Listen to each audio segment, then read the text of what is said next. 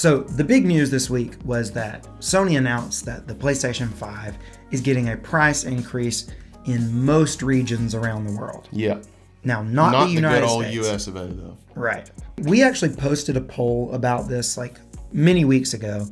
I asked, like, would you be surprised if the PlayStation got a price increase? And everyone said, oh, that's not going to happen.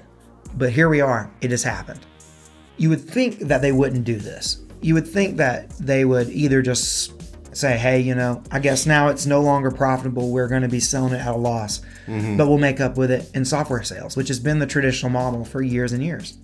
Or you might expect them to do something a little more, maybe a little more subtle, and which they've kind of done, because what they've started doing now is that Sony is now doing bundles where it comes with software and it's selling for, I think right now they're pushing the Horizon Forbidden West bundle, and that's selling for $550.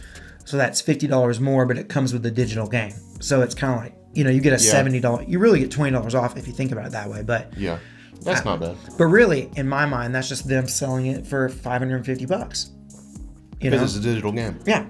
It might be that in the United States that we can't find a PS5, just a plain one. You can only buy a bundle with a game and it's at a higher price. So it may be that this price increase is really all across the world, including the United States. They just say it's not. Sony is blaming this on global inflation and the rising price of components. I mean, there's all kinds of reasons. The classic reasons. But this is weird because in my memory, this is the first time that we've had a console go up in price. Like, we're almost 2 years into its life. Okay, maybe these reasons may be real. I don't know. But it's a little bit of a kick in the stomach to people who've been trying to get a PS5 for these 2 years and they can't. And now they're like, oh, well, when I finally am able to get one, it's going to cost more. It's a bad look. And it's especially a kick in the stomach when you consider the fact that, I don't know, this is a number of months ago, Sony announced that the PlayStation 5 was not being sold at a loss, that they were actually making money on it, or at least the disc version. And, you know, historically, consoles are always sold at a loss. Yeah. And, you know, Nintendo and Microsoft have kind of capitalized on maybe the poor look that gave Sony. Yeah.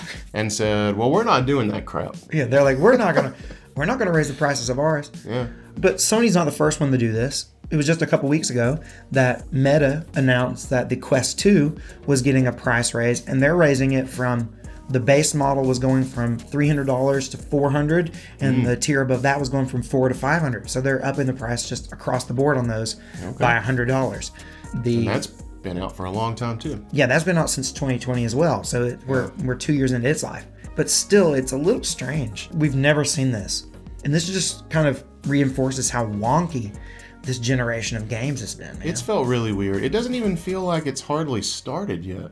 I mean, I saw a Spawnwave video where he kind of predicts that next year we're going to start seeing Sony and Microsoft forget about the PS4 and the Xbox One and just finally embrace the new generation. But it's weird to me that it hasn't happened in 2 years.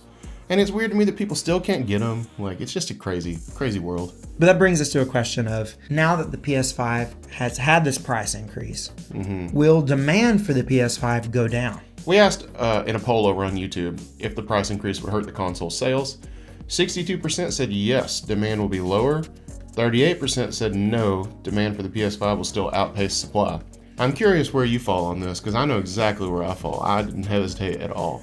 I absolutely think that this will not hurt the demand at all. Not a bit. Not for 1 minute. Especially when you consider the fact that probably the largest market for the PS5, if you were to narrow it down to one region, is probably the United States. And if that's the region that the price is not going up in, then it's definitely not going to hurt it too much. Yeah. But I think even if we do get some like tricky raising of price in the United States where like it always comes with software and it's $550, I ain't gonna hurt nothing. I still don't think the demand's going to change. The people that want a PS5 are not going to stop wanting one if it's $50 more.